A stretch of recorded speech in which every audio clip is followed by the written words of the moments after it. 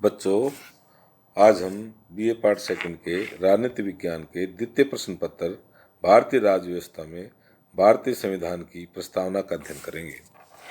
भारतीय संविधान की प्रस्तावना संविधान की आत्मा होती है, जिसमें देश की शासन नीति, आदर्श, लक्ष्य व आकांक्षाएं प्रतिबिंबित होती हैं। यह एक प्रारंभिक तथा परिचयात्मक कथन होता है जो संविधान के संपूर्ण अस्तित्व को सूत्र रूप में अभिव्यक्त करता है। इस दृष्टि से प्रस्तावना का महत्व स्वयं सिद्ध है। चूंकि संविधान की प्रस्तावना न्याय योग्य नहीं होती, अतः उसकी कानून स्थिति के संबंध में कानूनविदों के विचार भी भिन्न भिन्न है।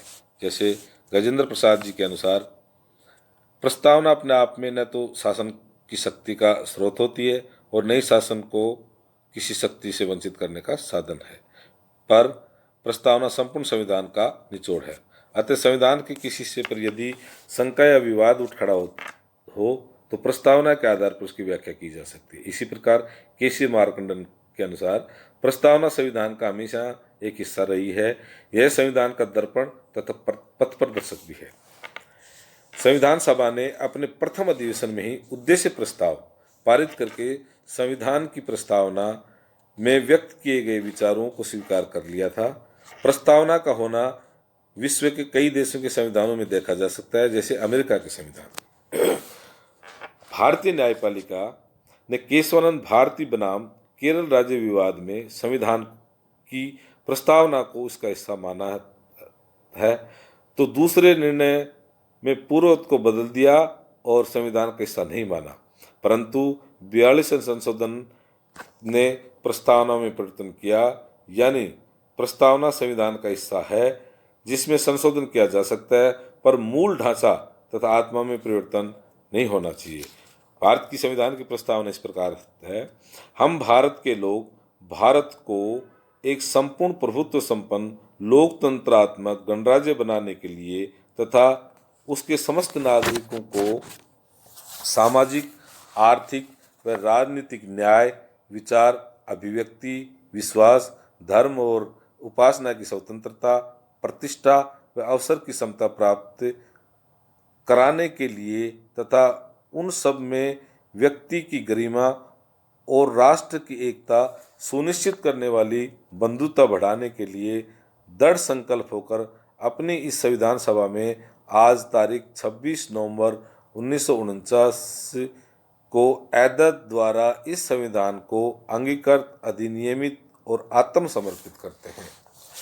लेकिन बदलते समय की आवश्यकताओं के कारण संविधान में 1976 में 42वां संशोधन प्रस्तावना में अब तक एकमात्र किया गया, जिसके माध्यम से प्रस्तावना में कुछ शब्द जोड़े गए, जिनमें प्रथम पंक्ति में समाजवादी तथा धर्मनिरपेक्ष तथा अखंडता शब्द जोड़े गए, जिससे प्रस्तावना का वर्तमान स्वरूप इस प्रकार हो गया है: हम भारत के लोग भारत को एक संपूर्ण प्रभुत्व संपन्न समाजवादी, पंथ निरपेक्ष, लोकतांत्रिक गणराज्य बनाने के लिए तथा उसके समस्त नागरिकों को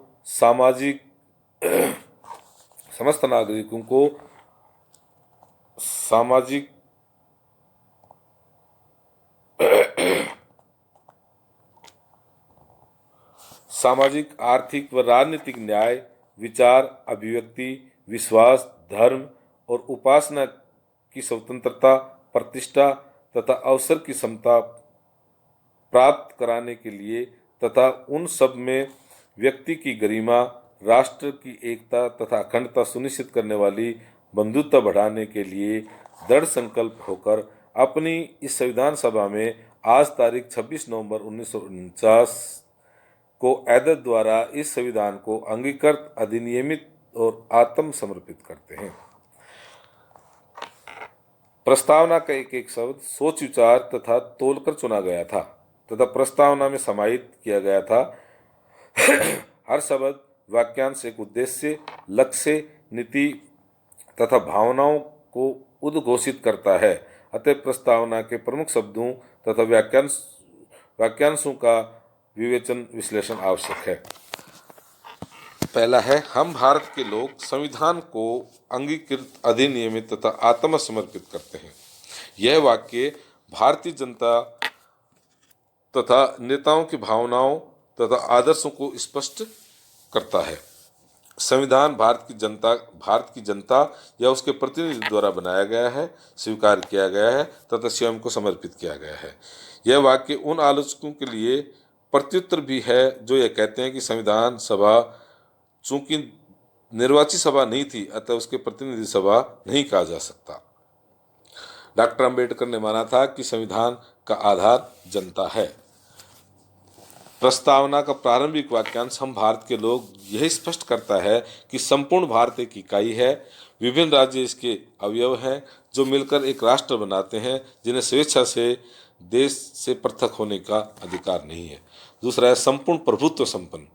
भारत अब संप्रभु राष्ट्र है जिसके आंतरिक बाह्य दोनों मामलों में कोई विदेशी शक्ति हस्तक्षेप नहीं कर सकती। देश अब किसी अंतर्राष्ट्रीय संधि या समझौते को मानने स्वीकार करने के लिए बाध्य नहीं है। यदि कोई समझौता या संधि करता है तो स्वेच्छा से करता है। संपूर्ण सत्ता जनता में निहित है। नेता जनता के राजनीतिक सत्ता प्राप्त करते हैं तथा उनकी अनुमति सहमति तक प्रयोग करते हैं। तीसरा है समाजवादी। संविधान सभा में इस शब्द पर काफी विचार विमर्श तथा वाद विवाद हुआ। प्रस्तावना की संपूर्ण आत्मा समस्त जनता की समानता प्रदान करने के वायदे पर केंद्रित है। अतः संविधान निर्माता इस विचार को स्वीकारने के लिए समाजवादी शब्द प्रस्तावना में जोड़ना चाहते थे, किंतु काफी विचार विमर्श के बाद इस शब्द को स्वीकारने की सहमति नहीं बनी। अतः मूल प्रस्तावना में यह शब्द नहीं जोड़ा जा सका। 1976 में श्रीमती इंदिरा गांधी के शासनकाल में पुनः शब्द सुर्खियों में आया और इसे प्रस्तावना में जोड़ने पर पुनः विचार आरंभ हो गया। इसी के तहत 42वें संविधान संशोधन द्वारा प्रस्तावना में समाजवादी शब्द जोड़ा गया।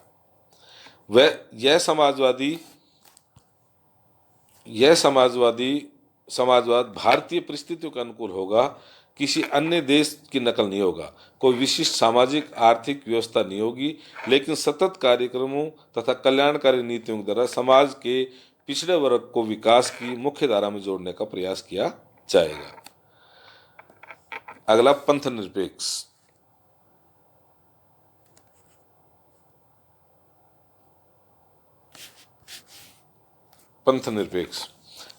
संविधान के 42वें संशोधन द्वारा धर्मनिरपेक्ष शब्द भी प्रस्तावना में जोड़ा गया था, जिसका तात्पर्य राज्य का अपना कोई धर्म नहीं होगा तथा सभी नागरिक अपना अपना धर्म पालन करने के लिए स्वतंत्र होंगे। राज्य द्वारा किसी धर्म का प्रचार प्रसार नहीं किया जाएगा।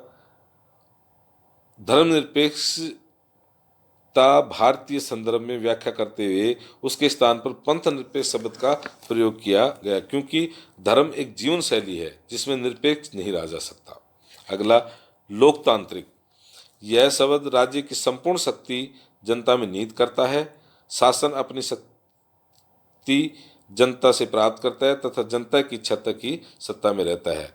जनता अपनी सत्ता का प्रयोग अप्रत्यक्ष रूप से करती है, यानी अपने चुने प्रतिनिधियों के माध्यम से करती है।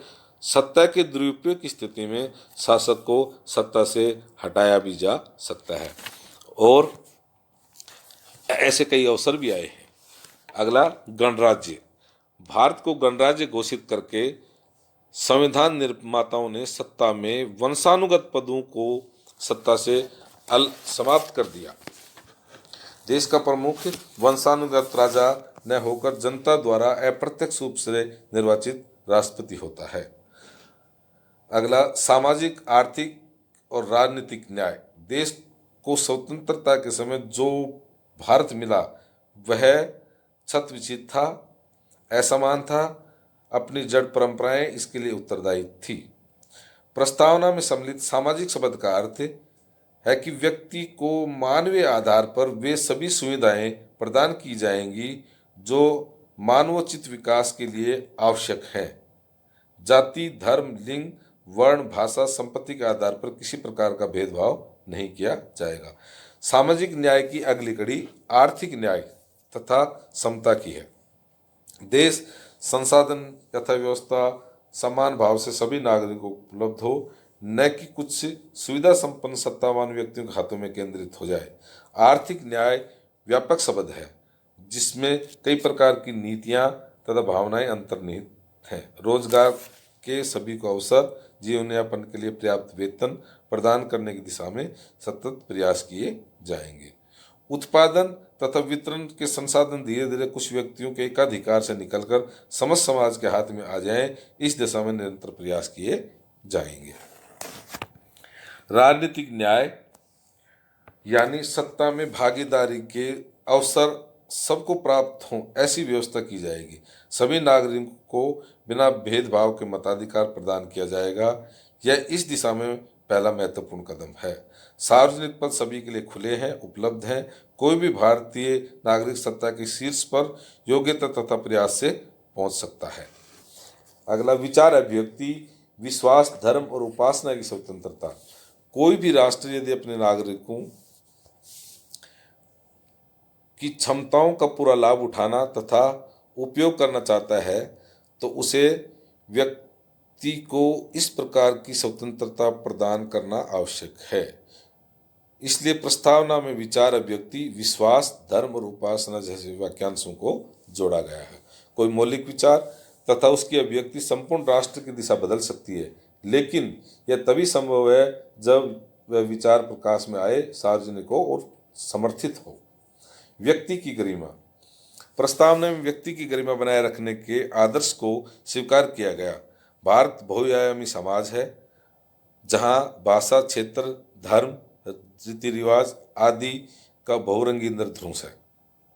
व्यक्ति अपनी भावनाओं, आस्था तथा विश्वास के साथ तथा मानवीय गरिमा के साथ जीवन यापन कर सके। कोई विचार या कोई पद्धति उस पर थोपी या लादी न जाए, यह आवश्यक है।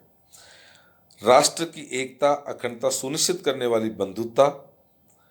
भारतीय संस्कृति वसुधैव कुटुंबकम के आदर्श की पक्षधर है, जो संपूर्ण विश्व को एक परिवार के रूप में समझने का आदर्श सपना देखता है। वैसे हम अपने देश में एकता और अखंडता की कामना रखे, यह सहज भी है और स्वाभाविक भी है। अखंडता शब्द को 42वें संविधान संशोधन द्वारा प्रस्तावना में जोड़ा गया। देश विविधताओं में भी एकता और संगठित रूप बनाए रखे, इसलिए इसे खंडित होने से बचाना आवश्यक है। बंधुत्व शब्द को जोड़ने का उद्देश्य सभी नागरिकों को स्नेह के एक सूत्र में बांधने का रहा है। सुख और दुख दोनों को ही समान रूप से बांटकर आगे बढ़ाना आवश्यक है तथा सभी व्यक्तियों को अपने जैसा समझना यानी आत्म सर्वे भूतेषु की भावना को बनाए रखना ही बंधुत्व शब्द का अंतर्निहित भाव है। संविधान की प्रस्तावना संविधान निर्माताओं को राष्ट्रीय आदर्शों, सपनों तथा एक सुंदर समाज की रचना के लक्ष्य को प्रतिबिंबित करती है। राष्ट्र प्रेम की मांग पूरे कुएं में घुली हुई थी, अतः जो आदर्श के नशे का आलम था, जब तुच्छता के ऊपर उठकर एक व्यक्ति लक्ष्य की ओर बढ़ने का दृढ़ निश्चय होता है, उसके लिए सहयोग तथा समर्थन का भाव होता है। आने वाली पीढ़ी को बहुमूल्य दे जाने का आत्मतोष होता है। यही कारण है कि प्रस्तावना का एक एक शब्द एक विशिष्ट लक्ष्य और आदर्श की ओर संकेत करता है, किसी प्रतिबद्धता को दर्शाता है तथा सुंदर सृजन का स्वप्न दर्शाता है। संविधान की प्रस्तावना एक दीपक है जो आने वाले राजनेताओं, न्यायविदों तथा संपूर्ण समाज का पथ आलोकित करती रहेगी तथा कभी भी असमंजस्य या दिशा भ्रम की स्थिति हो तो यह सही मार्गदर्शन निर्देशन देने में सक्षम होगी।